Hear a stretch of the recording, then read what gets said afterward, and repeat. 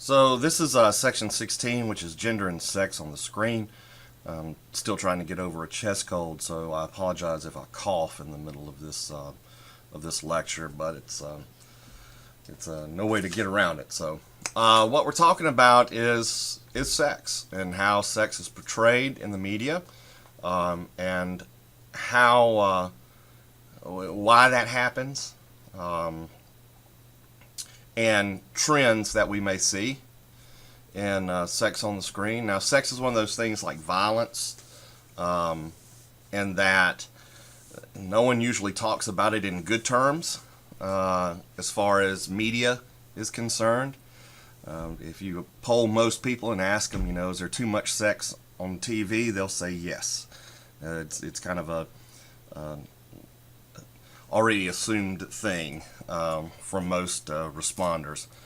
But the thing to do, again, just like talking about violence or talking about politics or religion or whatever, it's the problem is, or the task, the goal is to find a way to talk about it responsibly. So we're going to look at what we have data-wise, what we know, but we're also it's also going to be a short lecture, just because there's not many slides to cover, but I do want to cover this over 2 days.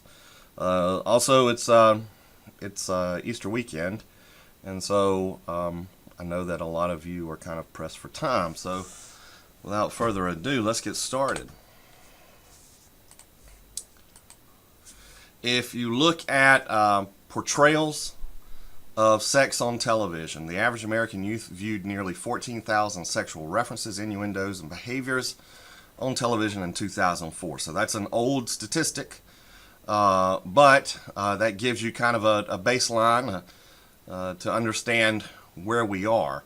In a 2005 study, 70% of network and cable shows featured some form of sexual content.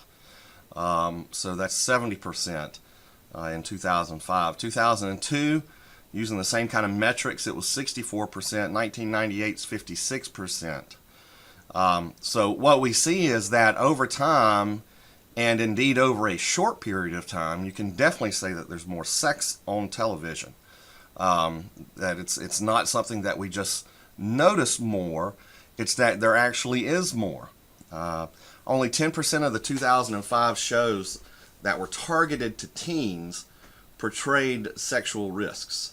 And so risks being consequences, right? Only 10% of the shows that dealt with sex and that were targeted towards teens talked about the risks of having sex.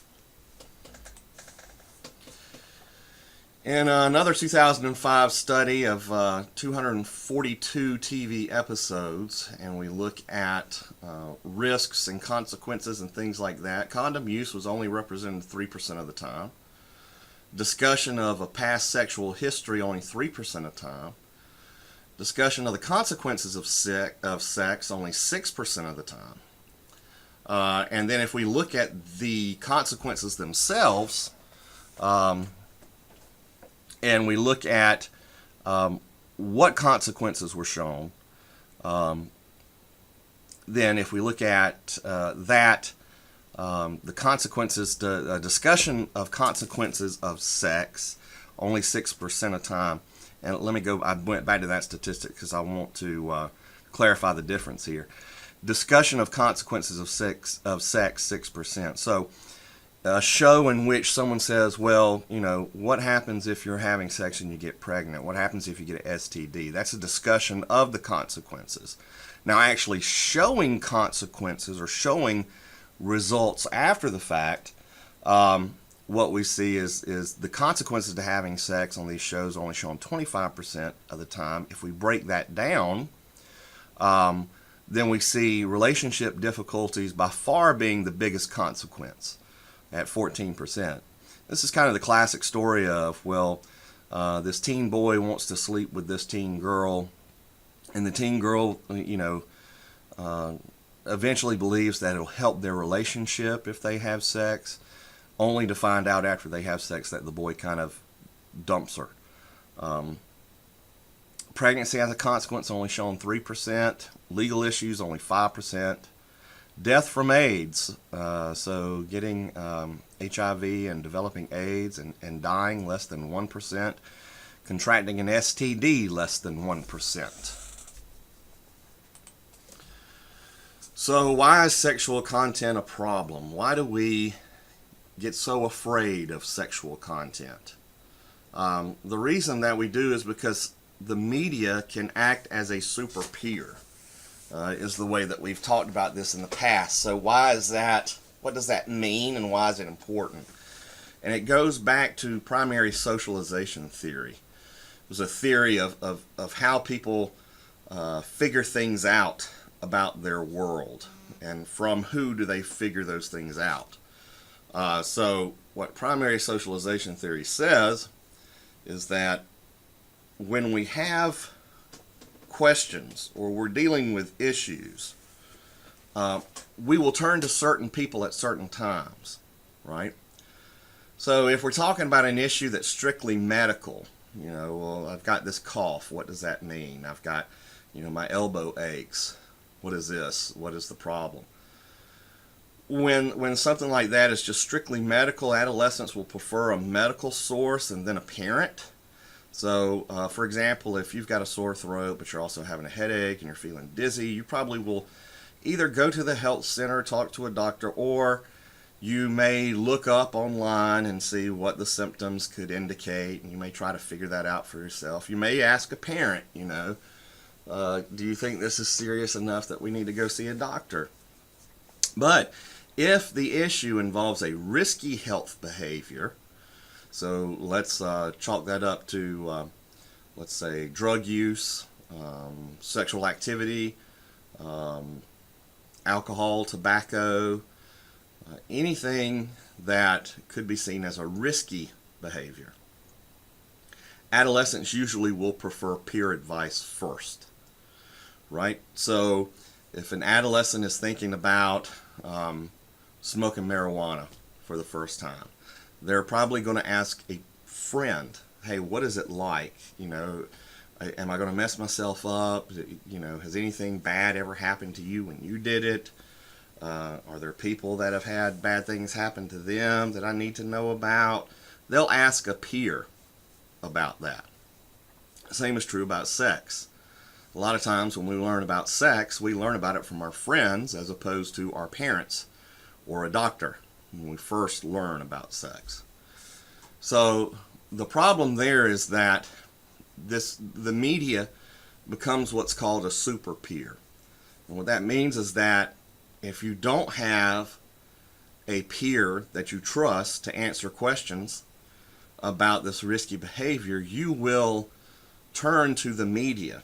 The media, again, can be a great teacher. And so the person will watch television and start forming beliefs about that risky health behavior based on what the media says as what it's called a super peer. How does this work? What are we afraid of? Well, it comes down to injunctive normative beliefs and descriptive normative beliefs, right? This is how beliefs are kind of formed through media use. So, injunctive normative beliefs. Media portrayals of beneficial aspects of sexual intercourse may convince a person that they should be engaging in risky sex. So what does that mean? That means, and it's kind of like, injunctive is kind of like forming an opinion, right?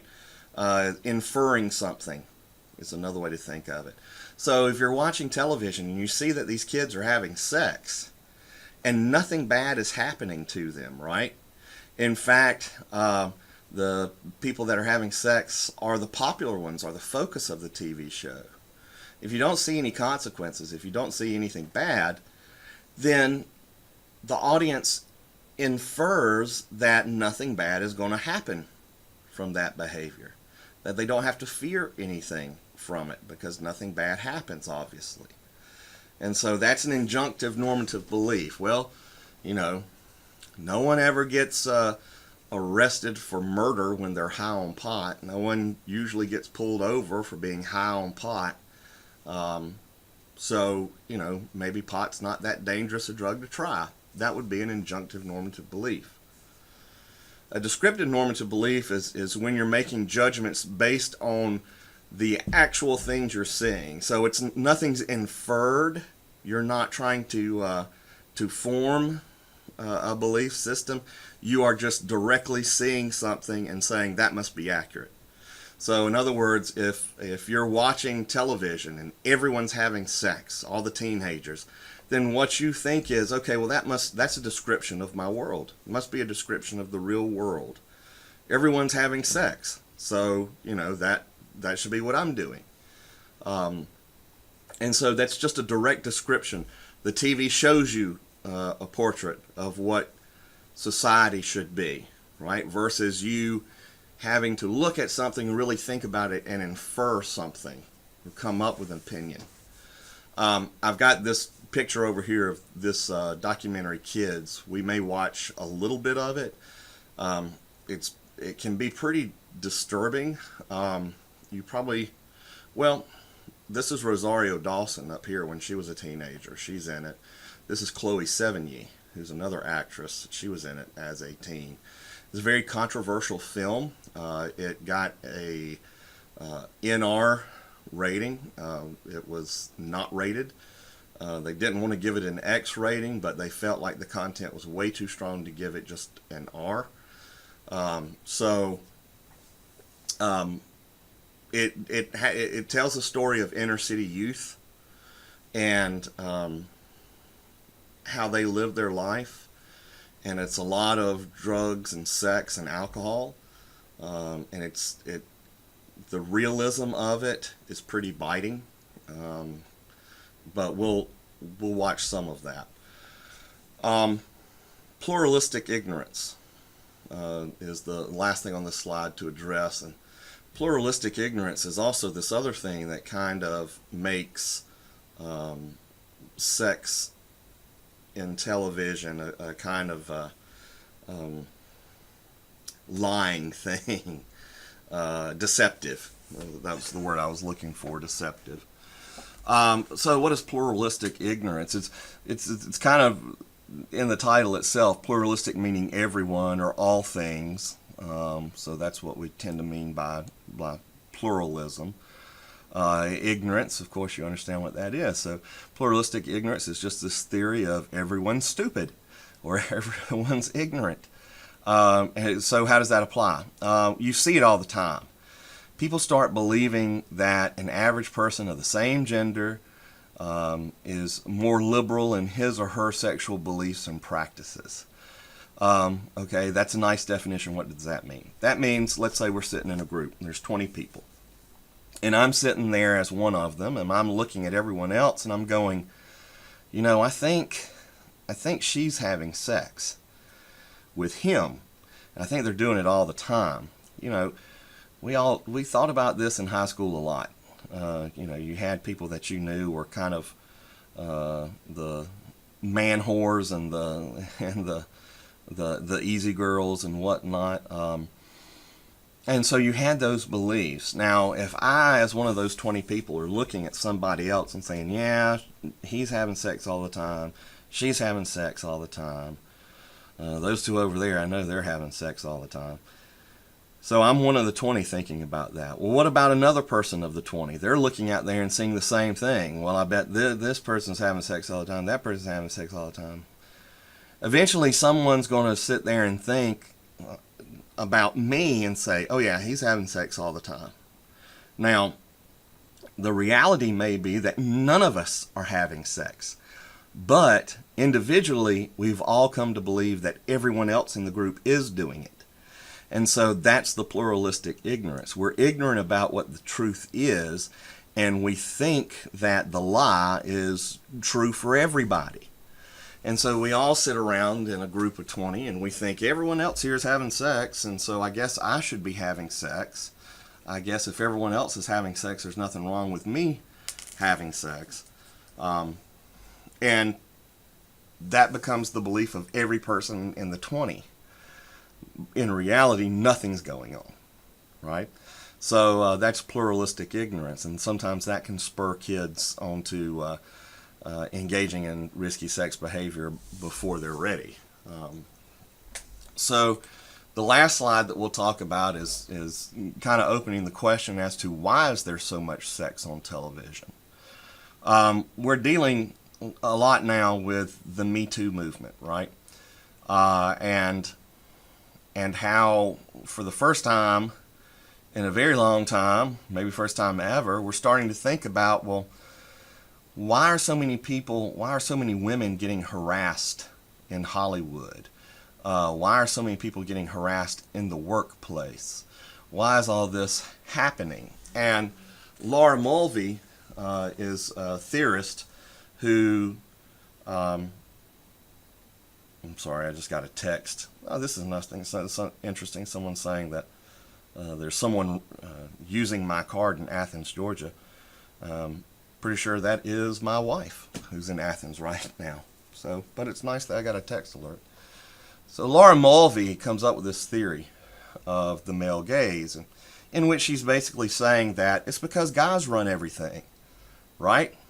And so, I mean, that we're seeing a lot of that explanation in the Me Too movement, which is, maybe if we had more women in positions of power, this kind of stuff wouldn't happen so often. But what Laura Mulvey is talking about is that, media is constructed from a male point of view, right? So, I mean, think about it. Why do we see a lot more female full frontal nudity than we do male frontal nudity? And why, when we rate movies, PG-13, R, X, why can we get away maybe with a shot of a woman's breasts and still get a PG-13, or a shot of her butt and get a PG-13, but if we see, male genitalia, people are quick to say, well, maybe we should call this an X movie, X-rated movie. And the same thing, you can have full frontal female nudity and still pull off an R rating. Full frontal male nudity, a lot of times people will question as to whether that should get the X. But Mulvey says, the shots in the movie, the writing in the movie, all of this is done from basically a male point of view. And the male gaze is what she's saying is basically how your eyes gaze onto something, right? She's saying that everything is written from that perspective of male eyes, right? How they see the world, how men see the world. And she says, film and television in many ways is just another form of voyeurism, right? I mean, think about why reality shows do so well. It's because we see into someone's quote-unquote real life, right? It's heavily voyeuristic. And so that's part of the popularity of it, is we're going in and seeing something that perhaps we weren't meant to see, or that traditionally we have not seen, but now we do. Same is true with a movie camera. You're let's say a woman's putting on makeup after a shower, and the camera is showing you that. That's highly voyeuristic. How many other times do you just kind of wander into a situation where a female's naked and putting on makeup or whatever? You don't see that often. So that the film becomes voyeuristic. Now, she's basing this off of an old Freudian concept. So we talk about Sigmund Freud and psychology and how he came up with this concept of scopophilia. So, think about scope as in the scope of a camera. And that's where he's getting this word from. Fear of this, or not fear, that's a phobia. Philia is when you like something. So liking that camera lens, liking to see something that you typically don't see. So, I mean, this is what Freud calls voyeurism, right? And so Mulvey just takes that theory of people like to see things that they're traditionally not supposed to be able to see. And film and television gives us that, gives us voyeurism, but that voyeurism is usually constructed from the male point of view. And therefore, women are treated as sexual objects, not as narrators or the lead storyteller in there. You know, if you had a movie where, let's say it's a movie that heavily revolves around a female character, you're probably not going to see too many nude shots of that character. Why? Because the story's trying to be told from her point of view. And why would she always tell this story in her point of view where she's always naked? To her, that's not important. Getting out of the shower isn't important. Changing clothes and getting naked, not important. Those are things that don't drive the narrative of the story. But to a man, male points of view want to see those things. So that's where she's coming from. So that's going to be the last slide that we cover, and we'll start. We'll get into more things for the next lecture, but this should be fine for Monday. So thank you for all your attention. I hope everyone's enjoying their weekend. I'll see you when you get back.